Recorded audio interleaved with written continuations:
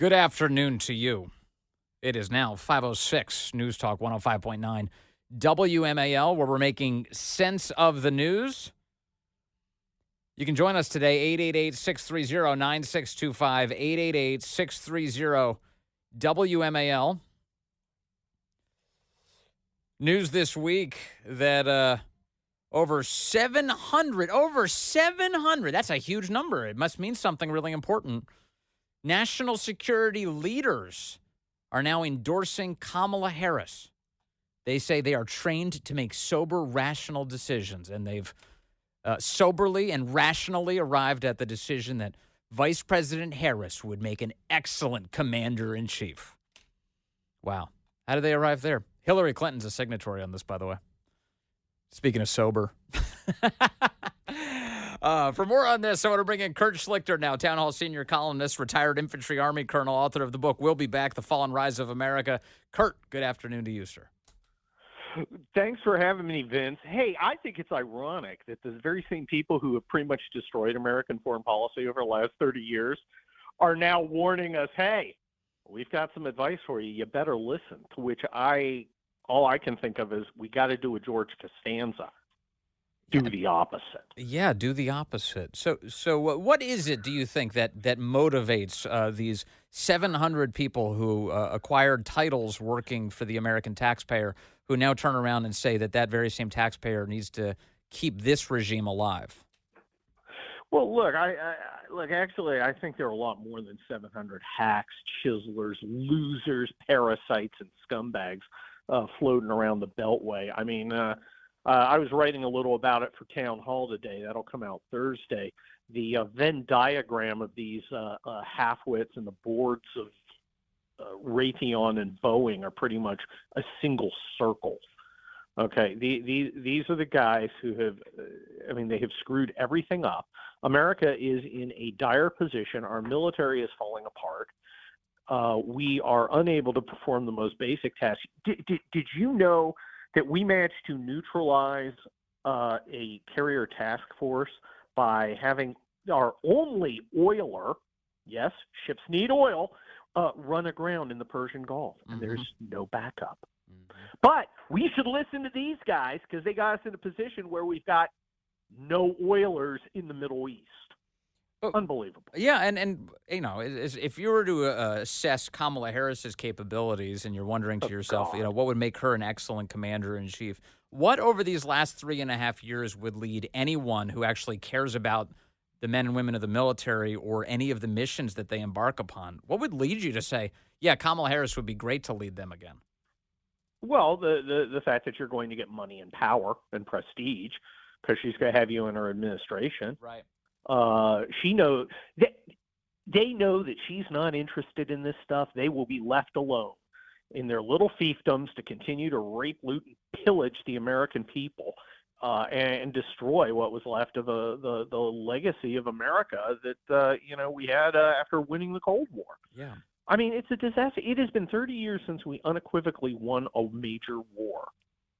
And all the guys who have not won a major war unequivocally in that time are now telling us, well, you better listen to our advice. I'll do exactly the opposite. I mean, wait, Vince, where around the world is America better positioned today than it was 4 years ago? Is it the Middle East? Well, I really don't think so. How about South America? No, Chinese are all in there, and gosh, we got Maduro doing stuff. He's moving over into Guyana. We basically repealed the Monroe Doctrine, which I assume was racist, sexist, and transphobic. The Chinese are ramming Philippine ships. We've got a treaty obligation to the Philippines. If they start shooting, we're actually supposed to be involved. We got a lot of treaty obligations, Vince, and I'm not sure we've thought them all through. Let's look at NATO. NATO is there to oppose powers that oppress their own people, that threw them in jail for dissenting, and that's actually other NATO countries right now. You can be arrested for tweeting in Great Britain. Yes, or for thinking or praying, literally Yeah, praying in your mind outside yeah, of an abortion mill in the UK. They'll yeah, they'll, they'll assess you. They say, "What are you doing here? What are you thinking right now?" And if your thoughts are wrong, yeah. they'll arrest you. Yeah, and yeah. So let's see. You would like me to write a check for money? Oh, and a check for blood in the form of young Americans Yeah. to go fight for a country that is only different from Putin to the extent it's oppressive. I mean, they literally arrest people for saying things. I don't particularly want to have a special relationship with a country that does that. Call me crazy, and of course they will. But because that's actually what they want to do here. Yeah. All these, intelligence community hacks. Yeah, it's grotesque. The upside to all of this is that it's so easy to call them out so quickly. It's like it's so stupid. The performative letters really have no value. Their currency has been completely devalued. I mean, these are not like super talented dudes. I mean, putting aside their track record of total failure. Yeah, it's like I was the deputy assistant secretary of keeping it real during the Bush 1 administration. There's my little Simpsons shout out there, but you know where I'm going. I remember when I was an intern on Capitol Hill for Duncan Hunter. Maybe I should have signed the freaking sure. letter. Well, you know something on this front, I go back and forth because sometimes I think there should be really like military people for Trump. There should be a big list of military people who support Trump. But one of the things I don't like about this whole scheme, just pull up the politics out of it for a moment. If you're a rear admiral or a general or whatever, the point is you're supposed to be controlled by the civilian population. Like the civilian leadership is supposed to control you. Instead, what we get is these stupid letters from generals telling the civilian population which commander-in-chief they would like next. Doesn't that feel a little crazy to you? Well, look, it feels a lot. Now, again, I'm a retired colonel. I spent a lot of time around generals, and there are some very good ones. They don't appear on those lists. Right. And there are a lot of half-stepping losers. Okay, there's a bell curve for generals too, and what you're reading is the long trailing left side tail of it. Okay, these are not achievers. Looking through there, where's a Schwarzkopf, the last guy who won an unequivocal victory? Well, of course he passed on. Mm-hmm. But you know what? Schwarzkopf would never sign an idiotic letter like that because he knew what his responsibilities were. And he didn't want to be involved in politics beyond what he had to do to get his job done. The problem, Vince, for a lot of these guys is they have one thing going for them in life. I was a general, and they're going to milk that all the way. I always thought they gave me my eagle. They loaned it to me so I could use it for the good of the country. And then when I was done with it, I gave it back. Yeah, I get the title if I want to use it. I know I don't like using it. But, I mean, these guys, they still want to be called sir. You call me sir, I'm going to look at you like you're insane. Well, the other piece here is if you're a military man, and again, I go back. I know that these guys are just trying to line their pockets. This is a corrupt scheme, so I shouldn't examine it too much. But I can't help myself.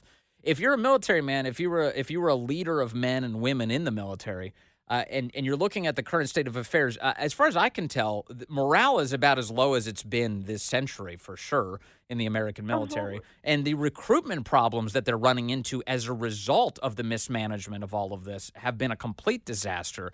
So what these guys all just declared in unison is that let's keep that going. Oh, yeah. Now, keep in mind, normal vets, and us vets, us normal vets, we talk, we got, there are no worse gossips than veterans. We always got our little internet groups and chat rooms, all that sort of stuff. We're all telling people not to join the American military, which is heartbreaking. I loved being a soldier.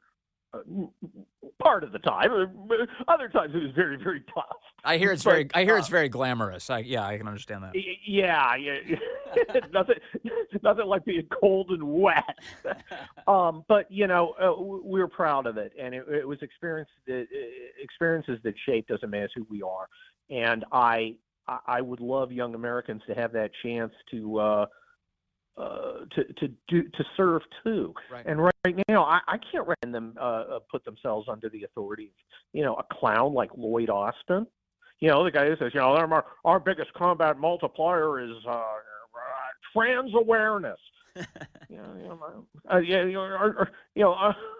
Our greatest strength is the ability to kill people, not the ability to tell dudes who think they're chicks that, it's okay.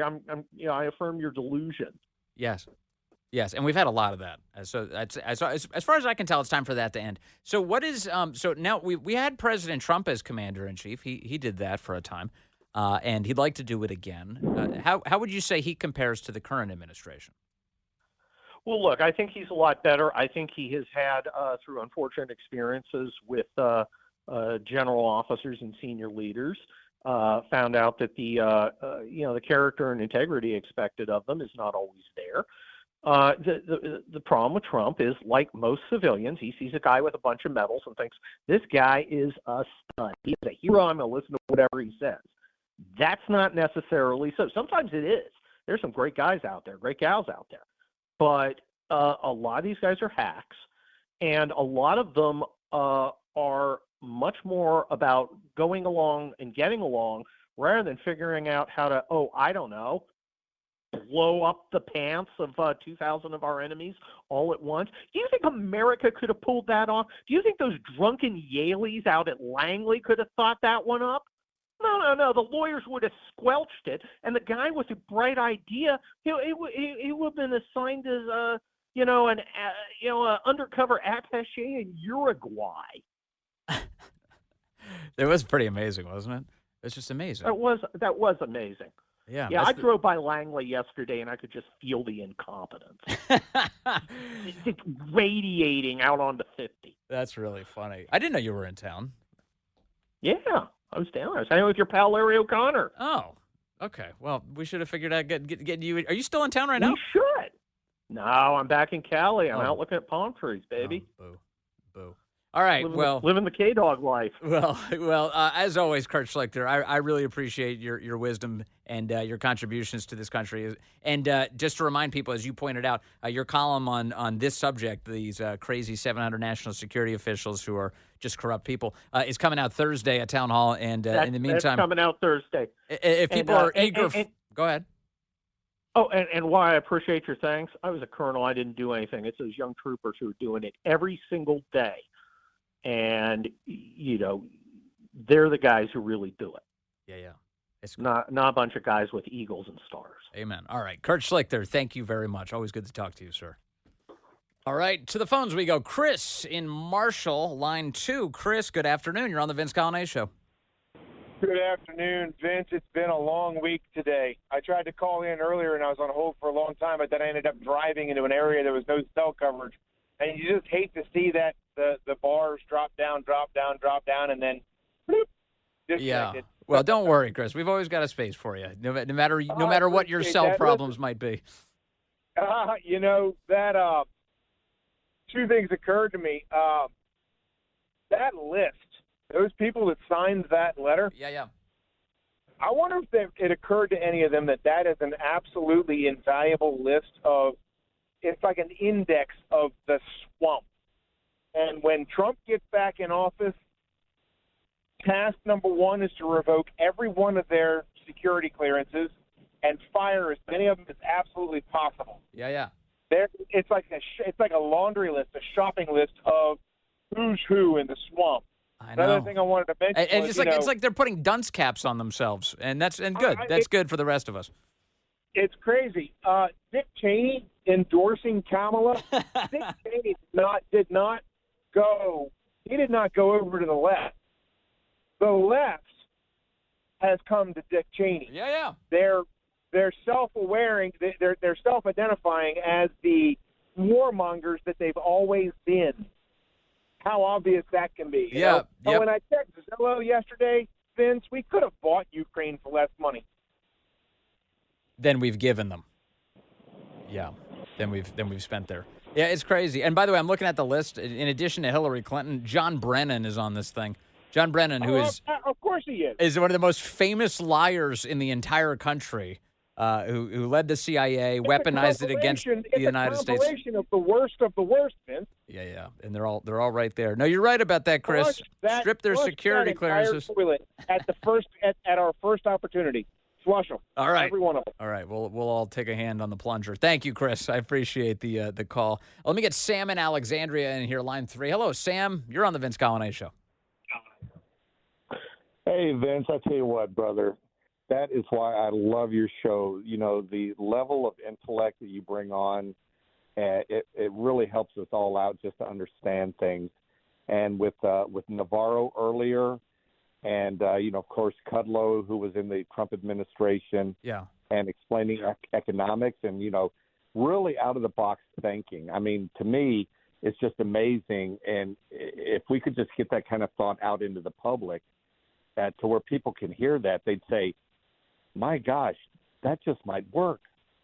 Well, yeah, and it's because it's common sense. It's common sense, and you typically your instincts tell you that this is the right thing, but you don't always know for sure. And then you get a guy like Peter Navarro comes in and says, well, this is why it works. This is why, all this abundant energy is going to be good for the rest of us. This is why working to protect American jobs and not having illegals pour in. He gives it the academic explanations, but you and I, we know instinctively what's right here. Yeah. And the other thing with Peter Navarro, which I can't talk about enough with him, and we'll have him back again soon, but just the fact that he's been a political prisoner under the Biden-Harris administration, that I hadn't heard that story. He watched all of the details of the Trump assassination attempt on July 13th from inside of prison. He just saw it on a TV screen with other inmates, and he was stunned by it, and he felt so completely helpless, and it's hard to blame him. A man who was behind jail cell doors watching as President Trump takes a bullet for, as President Trump puts it, democracy. Yeah, absolutely. And I tell you, that's why I stand 100% behind him. And, oh, by the way, he's a former Army Special Forces guy. Next time you have the Schlichtmeister on, you need to ask him, despite him being a tanker and wearing those pretty knee-high boots with spurs, he's got a pretty good head on. He's got a pretty good head on his shoulder and brain in that head as well. So Sam says, "Hey there, buddy, tanker." Yeah. All right, we'll pass the word along. Yeah, I love Kurt. He's a hoot. That guy. He's always such a good time. He is. Thank you, Sam. I appreciate it very much as always, sir. All right, hold on. Coming up on the program, Kamala Harris has been pretending that she's no longer radical. Well, until today, when she did an interview and declared that she wants to blow up the whole system. We'll share that with you. The reaction, including from some Democrats who are now saying that might be a little too crazy. It's ahead. Hey, well, good afternoon to you. It is now 5:35 here on WMAL, where we're making sense of the news. You can join us today at 888-630-9625, 888-630-WMAL. Kamala Harris still out there on the campaign trail, sort of, kind of, mostly in hiding. Occasionally, they let her utter some things that they scripted for her, and she unfurled some very radical plans today. I'll share those with you in a moment. But first, this is great. Apparently it happened in the last hour. Nancy Pelosi was on CNN, obviously, and she was sitting with Jake Tapper, and Jake started reading something that President Trump had said about Kamala Harris, saying that I think that she's more mentally deficient than Joe Biden, something like that. And listen to Nancy Pelosi's reaction here. Take a listen. Donald Trump saying that Kamala Harris has bigger cognitive problems than Joe Biden. Why would you even cover that? This is a person who's not on the level. He is their nominee for president. He is incompetent. Let's not even talk about the silliness of it all and the weirdness of it all and the assault on women that it is. We're not going to talk issues. She's like spazzing out on television. There's a weirdness, assault, women. It's like a word cloud is just emerging out of her face. And she doesn't even know how to handle it. Why would you even cover that, she says. She's scolding Jake Tapper. How dare you cover a major nominee for president talking about his opponent? And you understand, like, the subtext of her, mumbled freak out is that Donald Trump is a threat to democracy. Donald Trump should not be considered human. You should not take him seriously. You should not treat him as a normal candidate. Instead, you should treat him as a danger, a threat, a bad person. This is the Nancy Pelosi approach, and broadly the approach of their party, which has led to some real psychopaths taking shots at Donald Trump, attempting to assassinate him now on multiple occasions. And there's no soul searching going on. There's no backing down. Maybe we should be more careful about our words. Maybe we shouldn't tell people that he's a, quote, threat to democracy. Democracy's on the ballot. He's going to be a dictator. Dictator.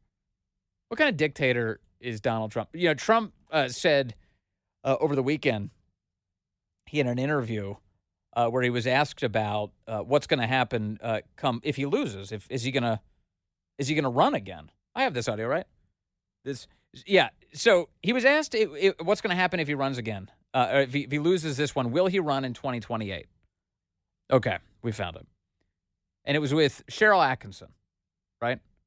And this is what he said. He said, she asked him, are you going to run again if you lose? And he said this. And then, if you're not successful this time, do you see yourself running again in 4 years? No, I don't. No, I don't. I think that will be it. I don't see that at all. I think that hopefully we're going to be successful. He's a dictator. He wants to be president for life. Does he? Because he was just like, look, this is my last one. I'm going to do this. I'm trying. I feel really good about this election. I think I'm going to win this one. You know, but if I don't succeed, I'm not going to take another run at this. This is it. This is the big one. So vote for me now. This is your chance. Don't hesitate. He's a dictator. Psychos. And actually, the dangerous thing is that they're breathing life into the psychos. You had that guy on C-SPAN this past week who called in straight up and was like, I support the assassins. The guy told the bewildered CNN host, C-SPAN host, excuse me. He was like, "You're not saying you support violence?" He's like, "No, not violence. It's good. It's just good for the country. Kill the guy." That was the C-SPAN caller, and they're like, "Okay, next caller." They move along, you know. Whoa, and that's what Nancy Pelosi continues to breathe life into. Now, for Kamala's part, you know, she's been doing the same thing. She's been saying all sorts of awful things about Trump for as long as she's been talking about him. And today, she told Wisconsin Public Radio, she's trying to do a little bit of campaigning in Wisconsin. She learned from what happened with Hillary. She said, well, maybe we should campaign in Wisconsin a bit. She was on Wisconsin Public Radio, and she announced that she would like to destroy the Senate filibuster so that we can kill more babies. She says she wants to abort the filibuster so that more babies get aborted in the United States of America. Just so everyone knows, in the United States right now, Democrats have enabled a regime that aborts about 1 million babies a year. About 1 million babies are killed in the womb each year by this enthusiasm. And Kamala says it's not enough. We need more. And in fact, she would like to mandate it at the national level, and she doesn't care about the filibuster or trying to slow down the excesses of Washington, which is what the United States Senate is supposed to do. No, none of that. No, she is slamming on the accelerator and saying, let's make it super chaotic and let's do it for more abortions. Take a listen. Now to abortion, you've said you want to work with Congress to pass a federal bill to codify abortion rights. How do you plan to get enough support in Congress to restore abortion rights when you'd likely need to pass a Senate filibuster? You'd have potential legal hurdles. Well, let me first say to all your listeners, you must reelect your Senator Tammy Baldwin, because we need the votes in Congress to do exactly what you are saying, and that's true. And it is well within our reach to hold on to the majority in the Senate and take back the House. And so I would also emphasize that while the presidential election is extremely important and dispositive of where we go moving forward, it also is about what we need to do to hold on to the Senate and win seats in the House. That being said, I've been very clear. I think we should eliminate the filibuster for Roe, and we need and get us to the point where 51 votes would be what we need to actually put back in law the protections for reproductive freedom. Amazing. And for the ability of every person and every woman to make decisions about their own body and not have their government tell them what to do. Human sacrifice is why we need to blow up the filibuster. She's actually running on that. Isn't that amazing? It's totally demented. and it's reckless. Now, of course, you see Republican opposition to this radicalism today, but they're not the only ones among the people who are coming out. Joe Manchin, the retiring, he doesn't have much skin left in the game. He's headed out in West Virginia, but he said the following to CNN today: "Shame on her," he told CNN's Manu Raju. Quote, "She knows the filibuster is the holy grail of democracy. It's the only thing that keeps us talking and working together. If she gets rid of that, then this would be the House on steroids," he said. He was asked whether or not he would actually officially back her for president or if he's ruling that out. And he announced today, that ain't going to happen, Joe Manchin says. "I think that basically can destroy our country, and my country is more important to me than any one person or any one person's ideology.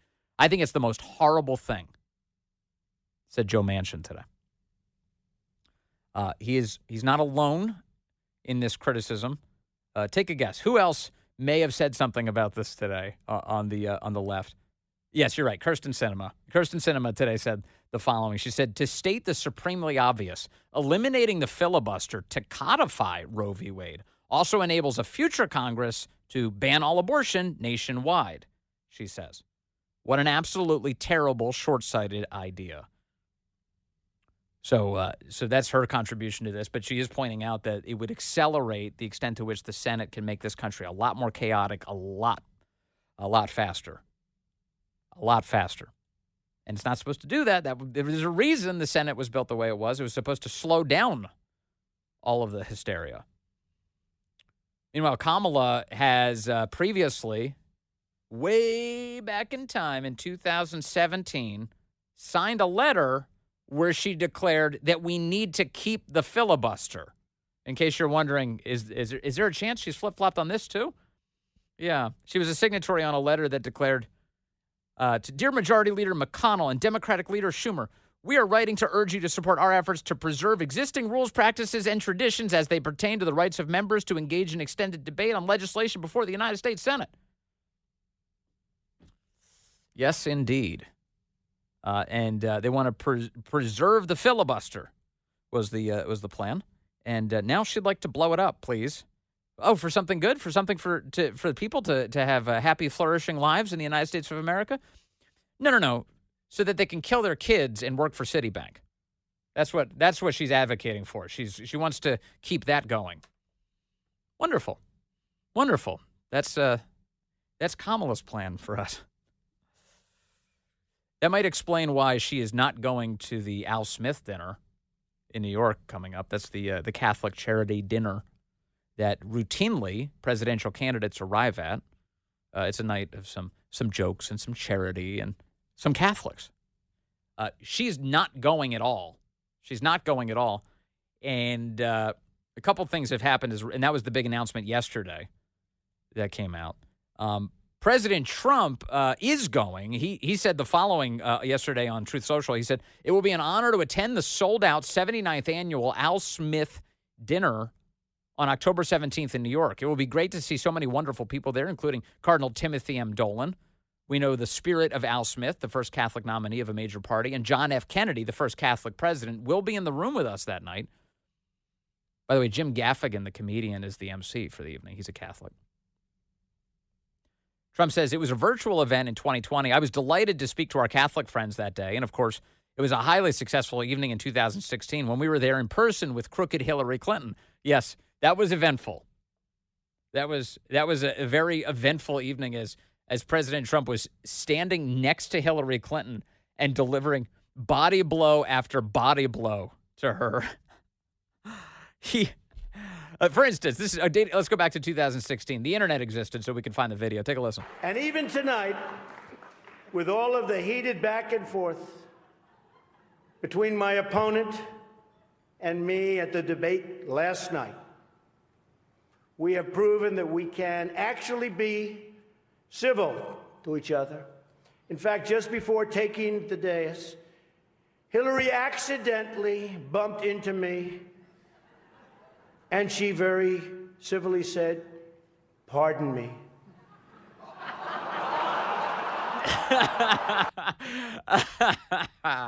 That was funny. I think did she laugh at that one? I think she did actually laugh at the one. So A sense of humor may exist. I don't think she was laughing at this one, though. Hillary believes that it's vital to deceive the people by having one public policy and a totally different policy in private. That's okay. I don't know who they're angry at, Hillary. You're right. For example, here she is tonight in public pretending not to hate Catholics.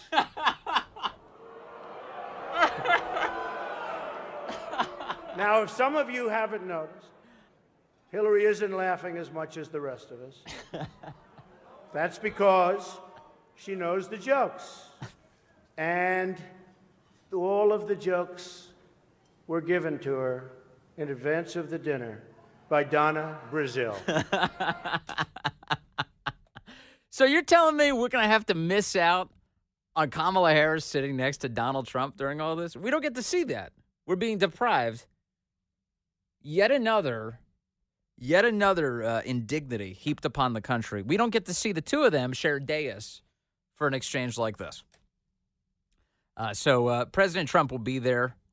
He pointed out further in his Truth Social post, he said, it's not surprising Kamala's decided not to attend. I don't know what she has against our Catholic friends, but it must be a lot because she certainly hasn't been very nice to them. In fact, Catholics are literally being persecuted by this administration. Any Catholic that votes for Comrade Kamala Harris should have their head examined, he said. Let me just emphasize, fact check true. Fact check true. Time for a head examination. Now, that's what's going on. Now, Cardinal Dolan was asked about all of this morning, or at least he raised it today. And here's what he had to say. He said he's disappointed Kamala Harris isn't showing up, and he has had a conversation with New York Senator Chuck Schumer about it. And Schumer led on that he thinks it's not actually Kamala's doing. He says it's the people who control Kamala who won't let her go. We're disappointed. We were looking forward to giving the vice president an enthusiastic welcome.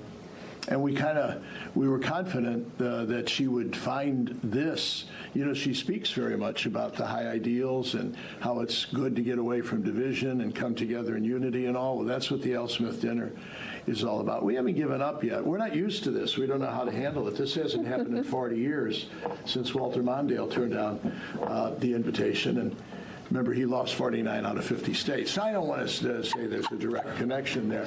But so we're not used to this, and we're not giving up. You know who's been a help to us, Lauren, is Senator Schumer and Governor Hochul.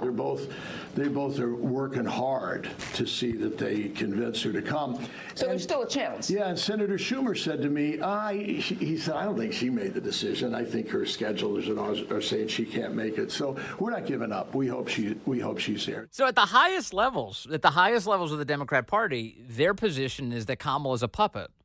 Chuck Schumer is consoling Cardinal Dolan by telling him, don't worry, she's not actually in charge of her own schedule. She's not insulting you. It's the people who control her who are insulting you. That's supposed to make him feel better. You know, it's supposed to make Catholics feel better that she's just a puppet of the left. I think that's worse, actually. Joe Biden was at the United Nations today and said a bunch of things, mumbled a bunch of things. But one of the things he mumbled is that he says he thinks about the 13 service members who were killed at Abbey Gate every day, is the claim he just made. When I came to office as president, Afghanistan had replaced Vietnam as America's longest war. I was determined to end it, and I did. It was a hard decision, but the right decision. 4 American presidents had faced that decision, but I was determined not to leave it to the 5th. Can't even speak. It was a decision accompanied by tragedy. 13 brave Americans lost their lives, along with hundreds of Afghans in a suicide bomb. I think those lost lives, I think them every day. Yeah, Kamala Harris owns that, too. The Gold Star family is speaking out today about all of this, telling the New York Post he thinks of them only because of the casualties of his reckless decisions and policies. What he really means is he despises them because they, in his eyes, have tarnished his legacy. That was Gold Star father Steve McCoy today telling that to the New York Post. Oof. Unbelievable. And Kamala Harris, again, last one in the room on that awful decision-making. Now being endorsed by, 700 national security officials? It tells you a lot. Tells you a lot. Coming up next here on WMAL, the great one, Mark Levin. Back with you tomorrow.